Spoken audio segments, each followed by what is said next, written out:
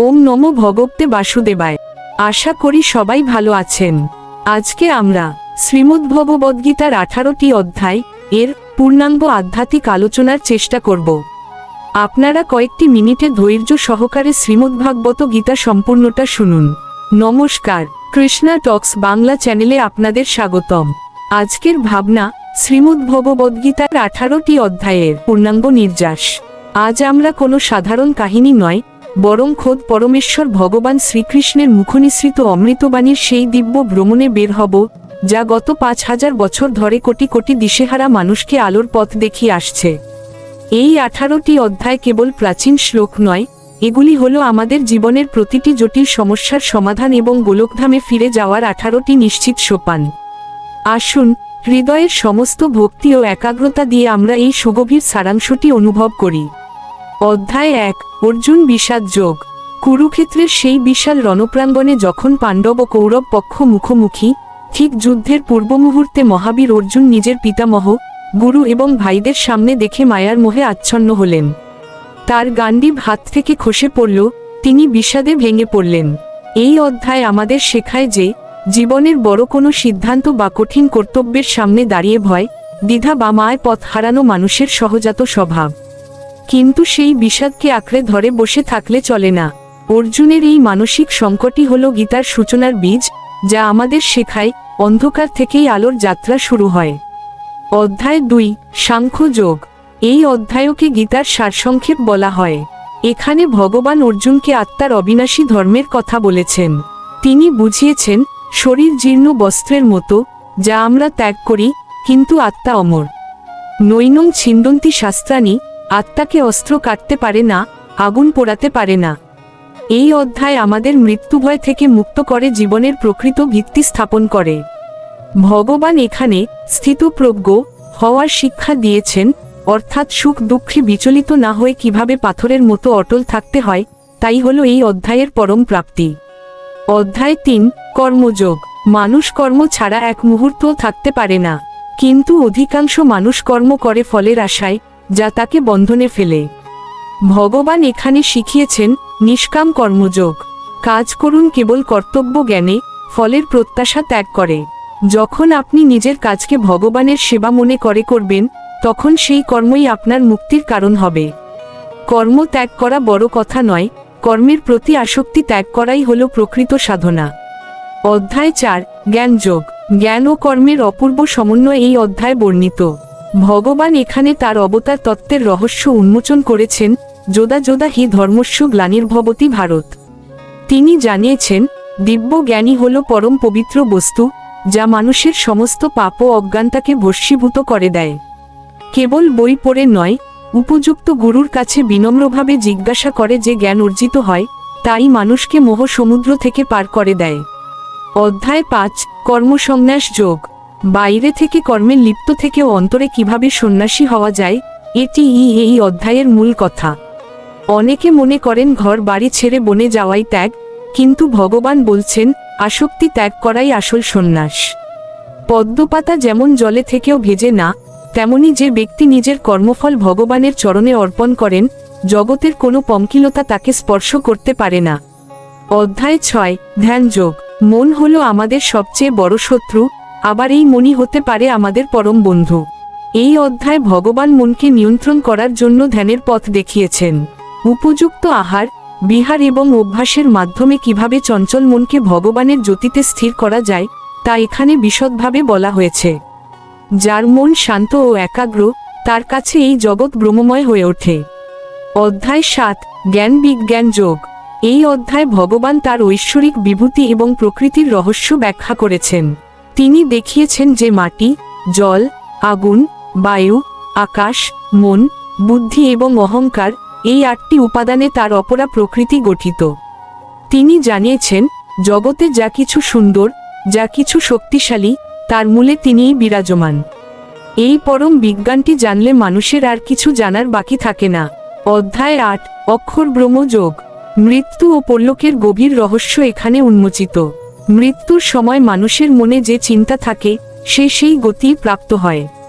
তাই ভগবান অর্জুনকে নির্দেশ দিয়েছেন, মাম্নুষর যুধ চ, অর্থাৎ আমাকে স্মরণ করো এবং নিজের যুদ্ধ অর্থাৎ কর্তব্য পালন করো। সারা জীবন ভগবানের নিরন্তর নামস্মরণ করলে অন্তিমকালে মোক্ষ লাভ নিশ্চিত হয়। অধ্যায় 9, রাজবিদ্যা রাজগুহ্য যোগ। এটি হল পরম গোপনীয় এবং অত্যন্ত পবিত্র জ্ঞান। ভক্তির অসীম শক্তির কথা এখানে পরম মমতায় বর্ণিত হয়েছে। ভগবান এখানে ভক্তের প্রতি তার পরম করুণা প্রকাশ করে অভয় দিয়ে বলেছেন, ন মে ভক্ত প্রণশ্যতি, অর্থাৎ আমার ভক্তের কখনোই বিনাশ হয় না। তিনি জানিয়েছেন, এক বিন্দু জল, একটি ফুল বা একটি তুলসী পাতাও যদি কেউ ভক্তিভরে তাকে দেয়, তিনি তা পরম আদরে গ্রহণ করেন। ভক্তি হল রাজপথ, যাতে কোনো বাধা নেই। অধ্যায় 10, বিভূতি যোগ। সমগ্র সৃষ্টির অগণিত বৈচিত্র্যের মধ্যে ভগবানের বিশেষ প্রকাশগুলো এখানে বর্ণিত। তিনি বলেছেন, নদীর মধ্যে তিনি গঙ্গা, পর্বতের মধ্যে হিমালয়, নক্ষত্রের মধ্যে চাঁদ এবং মানুষের মধ্যে তিনি চেতনা। এই অধ্যায় পাঠ করলে আমরা বুঝতে পারি যে এই বিশাল বিশ্বের প্রতিটি ধূলিকণা এবং শ্রেষ্ঠত্বের প্রতিটি উপাদানে ভগবানের দিব্য রূপই প্রকাশিত হচ্ছে। অধ্যায় 11, বিশ্বরূপ দর্শন যোগ। অর্জুনের পরম আগ্রহে করুণাময় কৃষ্ণ তার অখিল ব্রহ্মাণ্ডব্যাপী বিশ্বরূপ প্রদর্শন করলেন। অর্জুন দেখলেন কোটি কোটি সূর্য একযোগে উদিত হয়েছে, স্বয়ং কালপুরুষ সবকিছু গ্রাস করছেন। এই ভয়াবহ অথচ মহিমান্বিত রূপ দেখে অর্জুন বুঝতে পারলেন, পরমেশ্বর কেবল এক ব্যক্তি নন, তিনি আদি অন্তহীন মহাকাল। এই দর্শন অর্জুনের সমস্ত অহংকার চূর্ণ করে তাকে এক পরম ভক্তে পরিণত করেছিল। অধ্যায় 12, ভক্তিযোগ। ভগবানের সান্নিধ্য পাওয়ার যতগুলো পথ আছে, তার মধ্যে ভক্তি হল সবচেয়ে মধুর এবং সহজ। এই অধ্যায় আমাদের শেখায় ভক্তের লক্ষণ কি।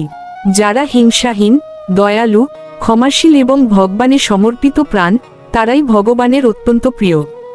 যারা সাকার বা নিরাকার যেভাবেই তাকে ডাকুক না কেন, অনন্য ভক্তি থাকলেই মুক্তি অবধারিত। অধ্যায় 13, ক্ষেত্র ক্ষেত্রজ্ঞ বিভাগ যোগ। আমাদের এই দেহ হল ক্ষেত্র বা কর্ম করার মাঠ, আর আমাদের অন্তরে যিনি সাক্ষী হিসেবে আছেন, তিনি হলেন ক্ষেত্রজ্ঞ বা আত্মা। এই শরীর ও আত্মার পার্থক্য বুঝতে পারাই হল প্রকৃত প্রজ্ঞা।